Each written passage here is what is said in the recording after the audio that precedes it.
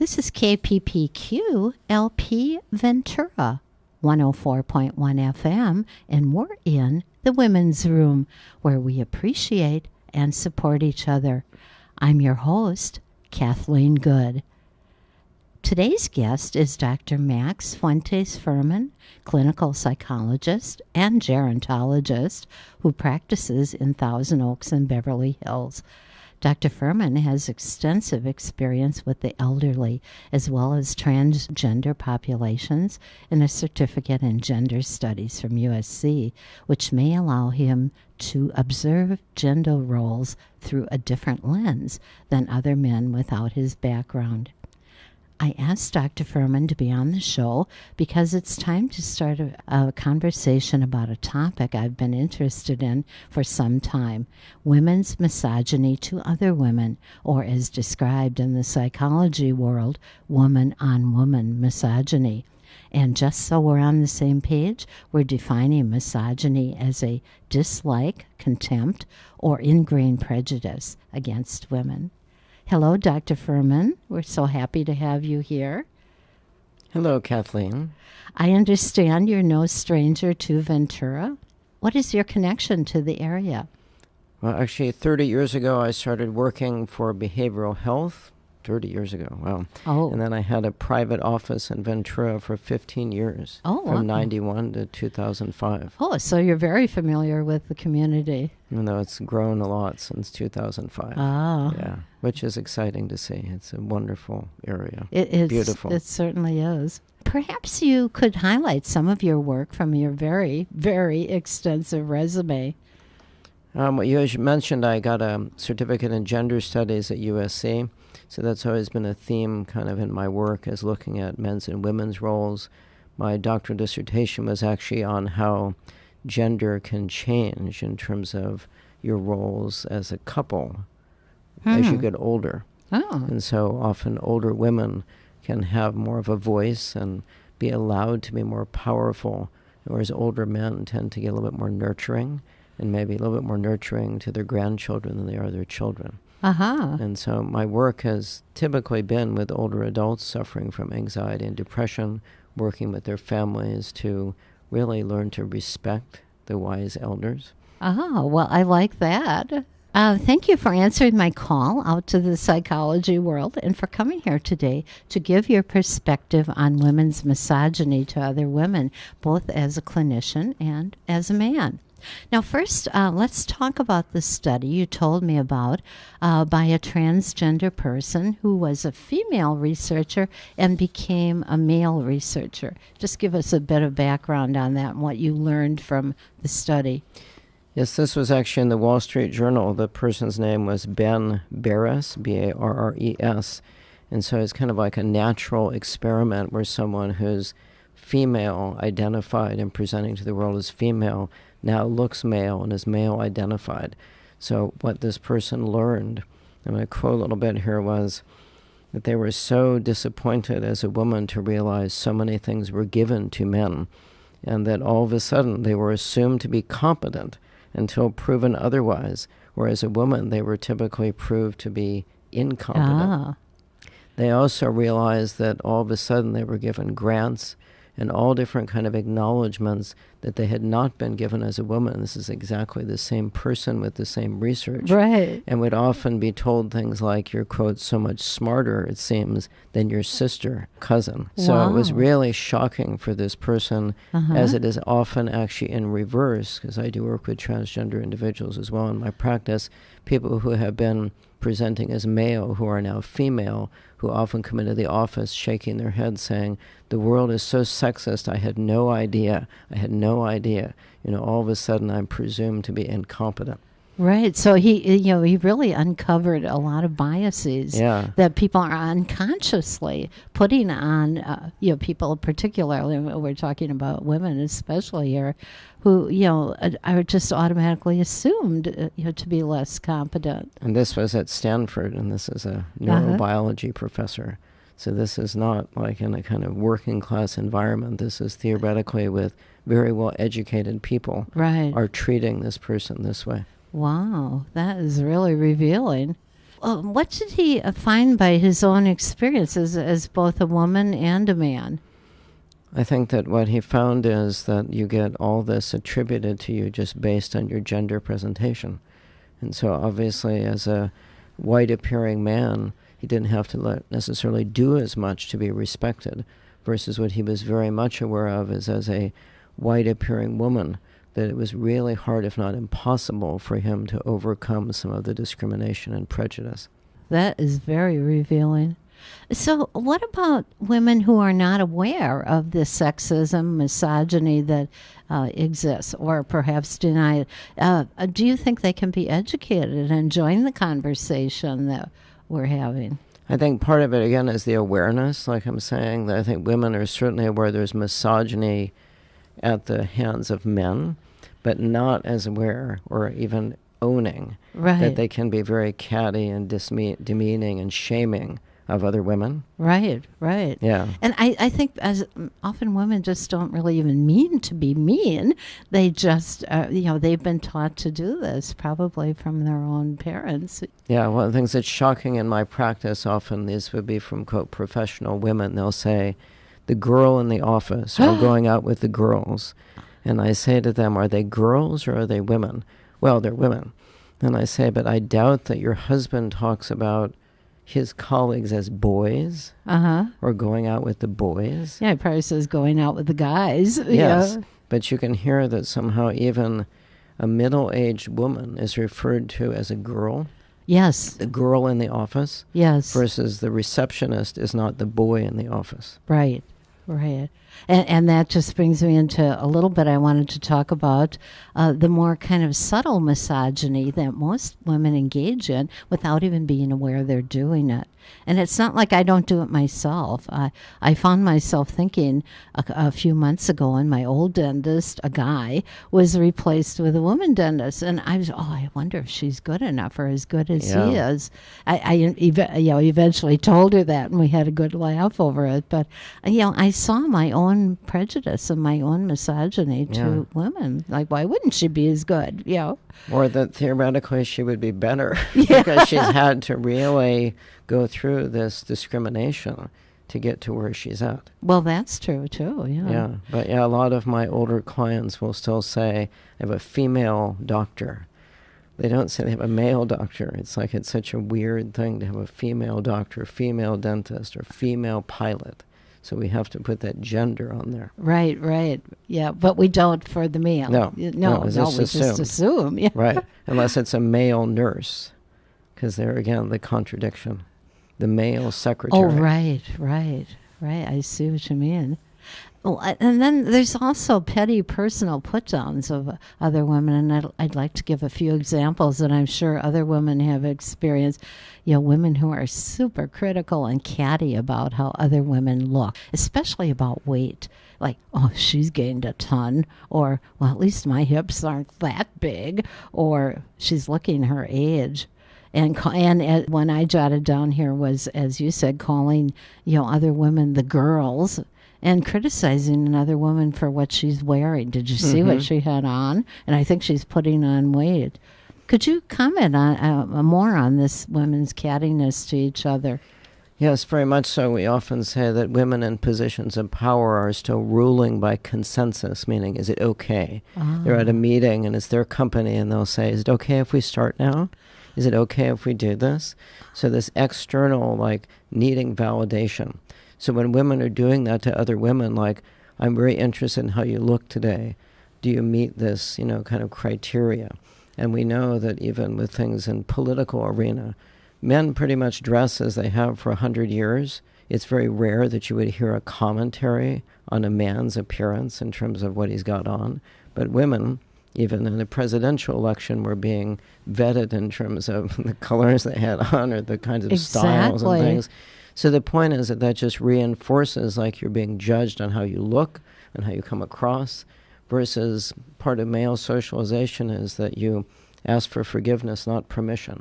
You just go directly towards what you want to do. Very you don't have to ask. That way. Can I start? I was reading even yesterday in the Los Angeles Times an article about the leadership of this one football coach who is the winningest in the history of the sport.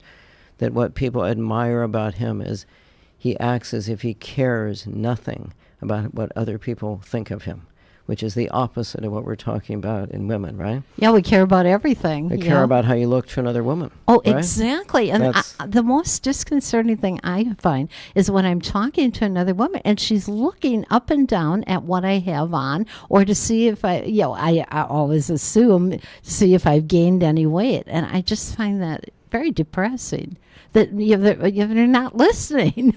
Well, and again, totally double standard then, right? Yeah. So then if men also are looking at how women are, that borders on not treating women the way you would men. But if women are doing it to each other, it's hard, like in an office setting, for example, to not take that on as a man. If a woman comes in and says to these other women, good morning, it's Monday or something, well, oh, I love your hair. Oh, I love, the color on you or something. Right. Can you see how then it's hard for men to not be judging women on the way they look? Oh. Because you're judging each other on Right. Right? Yeah, and probably more so. So one way of looking at that, we know that biologically men are more attracted by visual, women more by tactile sensation. That then if that's being okay, in other words, to judge women on the basis of how they look, then why would it not for men to do that? And that's exactly the point. Going back to, again, when women are in positions of power, they're still judged by how they look. Yes. And I wanted to get into that.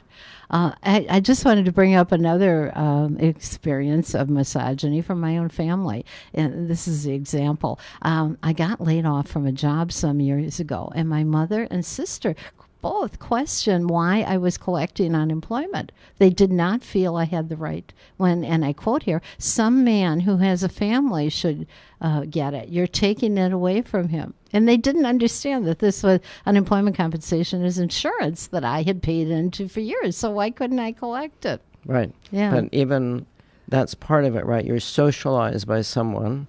And when we go back in time, it's not even 100 years since women have had the right to vote. So you're being socialized by someone who's used to accommodation, putting men first. Right. My mother grew up during the Depression, so for a man to have a job, and she, men went out to work and women stayed home and had the children. And then we reverse it the other way and say how it can be hard then for men to be men, as it were, is we are judged on what we do, not on how we look. So what she was saying is, don't be taking this away from a man because he needs it more than you do. Oh. That's what she was saying. Yeah. Oh, yeah. Well, he has a family, too. Well, or just the expectation on men. Like if a man decides to stay home and be like the stay-at-home dad, there's huge prejudice in a way that is not put on women. So what your family may have been getting at is it's important for these men to have jobs more important than it is for you. Yeah. But still, it's ouch. It's like, wait. Yeah, yeah, exactly. I paid into this, Well, exactly. Why shouldn't I collect I hear it? this a lot in my older clients. Again, they'll say, where is my daughter to take care of me? Well, I say, your daughter has a job. No, my son has a job. My daughter, it's kind of like a hobby. Even though she could have a bigger job and make more money than the son, the expectation is still that a woman's place is to be more of a caregiver and that the job is secondary. Right. Which is what your family was kind of saying, right? Right. Yeah. Yeah, I should be sacrificing myself. I recently read an article in The Atlantic, the queen bee in the corner office. It found that women in high-level positions were often much harder on other women than men in the same position were, and also that women were worse than a man in undermining other women. Could you comment on that? Yeah, that was an interesting article. A lot of people are marginalized, we could say. Like women have been the statistical majority of the United States for 100 years, yet we've never had a female president. So are they not going out and voting for women, which is kind of what that article was addressing. Why are they undermining other women in powerful positions?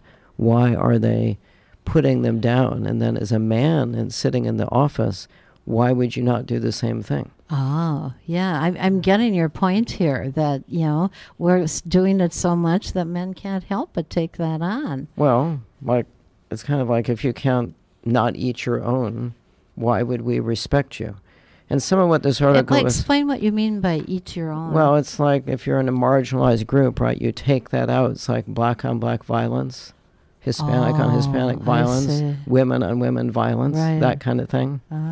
So when you're not like in the top dog, as it were, and even though men are inherently competitive, they have the good old boy, there's the boy word, network, to support each other. Whereas women can just be in your face putting each other down. That's what you're even talking about in terms of cattiness and judgment and all this sort of stuff. Right. So a lot of what that article addressed is, what is a female leader? How do we get to be a leader? How do women promote other women? I think a lot of it is they don't know how to do it. Well, let's leave it right there and get back to those important questions. This is KPPQ-LP Ventura, 104.1 FM, and we're in the Women's Room, where we appreciate and support each other. I'm your host, Kathleen Good. Today's guest is Dr. Max Fuentes Fuhrmann, clinical psychologist and gerontologist, whose background may allow him to observe gender roles from a different lens. We're talking about women's misogyny to other women. Okay, and we're back. So, these are large questions that you asked, throwing out there. Do you have any answers? I think part of what we're hoping is going to change when we look at gender roles changing is women growing up nowadays are obviously not socialized by women that were raised in such sexist times, that for them it's not as big a deal for a woman to be in sports, for a woman to be a physician, for her to be a scientist. And so there's not going to be as much of that internalized sexism, we could say. And I think that's part of the role models, too. It's like then you have other women to mentor you instead of putting you down. What that Queen Bee article alluded to also is scarcity. It's like if there's so scarcity of like positions of power, then women can be really like divisive with each other. It's like you have it and I don't. And it's a whole different kind of competitiveness than you often see in men, which can be much more out in the open. So what this article alluded to as well is many women are shocked by that instead of having the support from, let's say, even their friends, there can be jealousy, putting each other down, and even this horrible physical sort of stuff like, oh, look at her size, no wonder that she's where she is, kind of thing. Or that no man would want her, and all that kind of old-fashioned way of looking at it. So, it even comes out with the women who have succeeded. Oh, yeah. And that's, again, the point. These are supposed to be powerful, successful women. And yet, why do they not have the support of their friends, even? Let alone their colleagues. Well, so why do you think women dislike or are so threatened by the success of other women? I think, again, part of it is that they don't really know what that means. Do we have a role model? We don't, obviously. We've never had a female president in the United States, a female vice president, despite I'm saying that statistically there's more women, so they could vote a woman in. Right. They haven't. If we wanted to. They haven't. Yeah. And I think it's also just maybe what people are used to. Right. You think of going way back, in Israel, there was gold in my ear. We have like the Queen of England. We have other parts of the countries that do look up to women. Right. But we have historically not had that. Here in the States. Right. So I think there is that kind of what you were talking about, the dentist sort of thing, the female dentist, this mistrust by women of other powerful women. Right. And do you think that comes from, maybe not even historically, maybe further back, a competition to get the male? Yeah, a competition with each other, a competition, again, for the scarcity of these jobs. And of the jobs, right. It seems easier for men to unite and support each other, but why do you think women don't do this? You may have answered that in there, but... I think the point, again, is that they're not really thinking of it in that way. They don't really have, like, training even in school, I suspect, how to support each other in leadership positions. And it ends up being more of this kind of indirectness, what we consider like the cattiness and the gossiping about people. Whereas in general, men, even based on when you meet a man and you shake his hand, it's like, yeah, we're in competition. It's right out there in the open kind of thing. Right, okay. This is not that out in the open. So it's kind of games that men as boys play with each other, and they're kind of given that opportunity through sport or whatever. Yeah, as well as I think there's just not this socialization that you're crushed if people don't like you kind of thing. Because this is, I think, what we're kind of dovetailing with the beginning of our interview today is if women are socialized to care so much about how they come across, do you like me, do I please you, I'm afraid to threaten you or upset you, and then the other women are critical, it devastates women far more than it does men. Yeah. So let's talk about Hillary right here. I'm sure she's going to be talked about for many years, but the misogyny inflicted on her was not only by men, but women seem to really dislike her or be threatened by her because she is a successful woman. I mean, she even said that the more importance a woman has, the more women dislike me. So, do you think, what do you think about that? I mean, comment on that.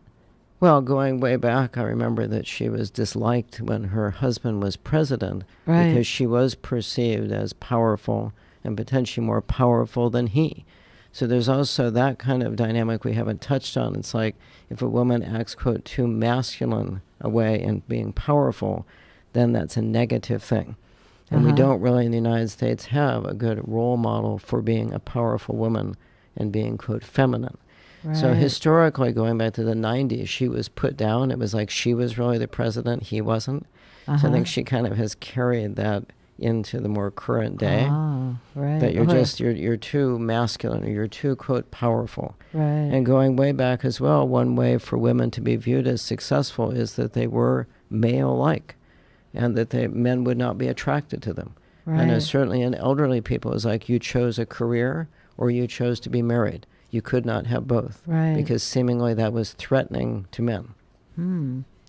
So do you think any woman who might run for president would experience the same misogyny? It's possible, but I'd like to think that younger women, again, who have not been socialized the way that she was, I mean, she's a woman almost 70, I suspect. But younger women didn't like her very much. But I mean, like, women who are just now, like, very young adults. They're not being socialized by people that have as much sexism in their background. Right. And that I would hope there would be a new way for them to be feminine, however that's defined for them, and powerful. And that they wouldn't fall in as much to this kind of eat their own and putting each other down. Right. So we may have to wait a few more years. There have been some rumblings of Oprah running the next election. How do you think she might fare? I mean, will women like her more than Hillary? Well, one of the things I've often said to my friends is if a woman's going to be president of the United States, she's going to have to come from what I call a female-centered or matriarchal culture. And African-American culture and like Jewish culture are two such examples of that. So, ironically, she might have a better chance than a white woman, in my opinion. Oh, that's really interesting. So why didn't Hillary get the support of women? You've given us some reasons for that, but especially white women. They, really didn't like her. Well, I think maybe it's that they're not liking the kind of leader that they perceive her to be. And what I found interesting in the little bit I know of some of the feedback about her is that she was criticized for how she dressed, which is what we're talking about, right? How she comes across. Right. Or that she was either, quote, too weak and / feminine, crying or having health problems, or she was too stoic, which is something that's even been put on the Queen of England. So it's kind of like, well, how do you be a woman then in a powerful position? Right. And a human being at the same time. Yeah. And ironically, given I know we're kind of dating this by talking about Hillary Clinton, the person who was up against her, who is now president, is a misogynist person. Most people would say that. Right. And so what a contrast that it's like to reject her and support him. And you would see people at his rallies saying, women for Trump. Right. Like right in your face, like I'm supporting this man who seemingly has not been real pro-woman. No, not at all. Yeah. You mentioned men, they react to being disliked very differently than women might react. So are men ever catty to other men? We don't even call it catty. Oh, yeah, that's catty true. comes from like cats, like feline, right. kind of thing. Okay. I think men, again, are far more direct. Like if I don't like somebody, I'll just say I don't like them. Okay. And we've been talking also about men internalizing that cattiness, even though they don't do it, and put downs by women of other women. How can this contribute disproportionately fewer women in power positions? So, yeah, it's like men taking on what women are saying, and then they don't, support women to get into these power positions. Well, I think that's exactly what happens. And again, as a man sitting back watching this, it's like even with my clients calling each other girls, I'm thinking, wow, you don't really feel very highly about these people that you're working for. Or I'll hear them put down their bosses because they're women. Right. As if, I work better for a man. And that was even in that Queen Bee article. It's like women liked more working for a man. They seemed like they knew more what was expected of them. Right. It was more clear, more direct. So if men are watching this and hearing this, then you can see that it's just easier for them to, if you had two candidates, you're going to pick the guy over the woman. What would you say to a woman that when you hear her putting down other women, say to her to help her stop doing this? Well, one of the things I do, again, as a clinician is just in a very kind of neutral way, say, are you aware that you were doing this? Are you aware you're calling these people girls? Right. Or are you aware that you're criticizing how they look, their weight or their dress or something, right? And I just ask them, would you do that with your boss if the person was a guy? Yeah. And it's kind of people stop and say, no, I didn't even realize I'm doing that. So that changing any prejudice, as we know, which is a prejudice, right, is making people aware often that will deny that they're doing that. But when you point it out, they'll say, oops, I guess I am doing it. Yeah. So who are the power brokers in our culture? The power brokers, well, I guess it depends how you define power. For a lot of people, their power broker might be their parents, their mother, women, right? Or their favorite teacher who was a woman. And what made that person powerful? Because another way of looking at this, maybe we're defining women's power through the lens of men. And maybe it's a different kind of power. Maybe it's a Mother Earth kind of power, a nurturing kind of power. Right. So women have to get in touch with that. Well, I think, as I remember even studying in the 1970s about gender roles, a way for women to be a leader may be qualitatively different than how a man is a leader, instead of trying to be like a man, right? Which is not going to work. Yeah, it's not going to work. I really think that. I think that too. Well, we've seen that Hillary gets criticized because she's not soft enough or nurturing enough. Right, right. And then when she tries to be, she's going to be too weak. Yeah. And part of what we know even psychologically is if you are open to criticism, meaning you take it on, you're going to get more of it. If you're the sort of person where you just kind of do what you do and say, like, thank you for your opinion and move on, people are less likely to criticize you because you don't pay attention to it. Oh. So do older women have power in our culture?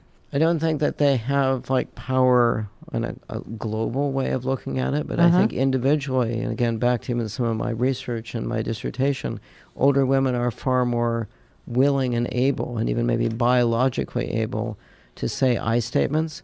I want to go to lunch. I don't want to take my husband. I didn't marry him for lunch. I don't want to do this. I don't want to do that. Versus when they're younger, they're far more, what would you like to do? I'm afraid of offending you. I'm afraid of hurting you. So that does change. And so my other theory would be if we're going to have a female in a powerful position, probably it would work better if she was older. Okay, and we're going to have to leave it right there. Today's guest has been Dr. Maximilian Fuentes Fuhrmann, clinical psychologist and gerontologist. This is KPPQ-LP Ventura, 104.1 FM, and we're in the Women's Room, where we appreciate and support each other. You can contact Dr. Fuhrmann by email at gerophd1, that's again GERO, PhD1 at verizon.net.